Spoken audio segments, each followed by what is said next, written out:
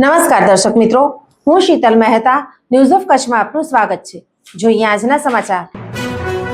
વીજળીનો સમજણપૂર્વકનો ઉપયોગ ભવિષ્ય ઉજળું રાખશે।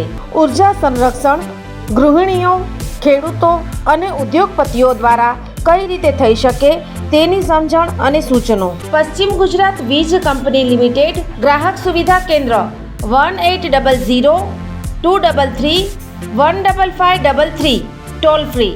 Visit us www.pgvcl.com।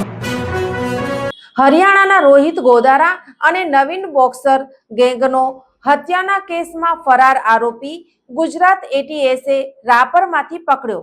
સનસનાટી મચી। ગુજરાત એટીએસે હરિયાણાના રોહિત ગોદારા અને નવીન બોક્સર ગેંગનો શૂટર કચ્છના રાપરમાંથી ઝડપી પાડ્યો છે। આરોપીએ હરિયાણાના કોર્ટ પરિસરમાં ગેંગ વોરમાં હત્યા કરી હતી।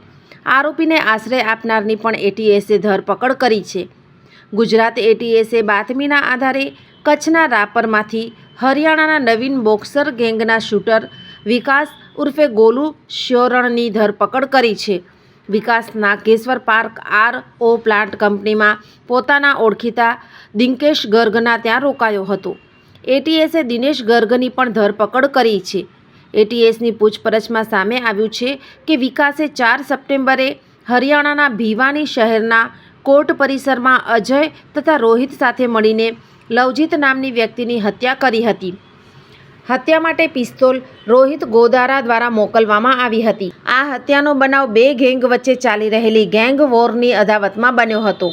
આ અંગે ભિવાની પોલીસ લાઇન પોલીસ સ્ટેશનમાં ગુનો પણ નોંધવામાં આવ્યો હતો। રોહિત ગોદારા પણ નવીન બોક્સર ગેંગનો સભ્ય છે। હત્યા બાદ વિકાસ નાસ્તો ફરતો હતો અને નવેમ્બર મહિનામાં રોહિત ગોદારાની સૂચનાથી દિનેશે રાપરમાં વિકાસને આશ્રય આપ્યો હતો। હાલ બંને આરોપીઓનો કબજો હરિયાણા પોલીસને સોંપવા માટે તજવીજ હાથ ધરી છે। આ ચિત્ર જુઓ અને વીજ કરંટથી કઈ રીતે બચી શકાય તે જાણો।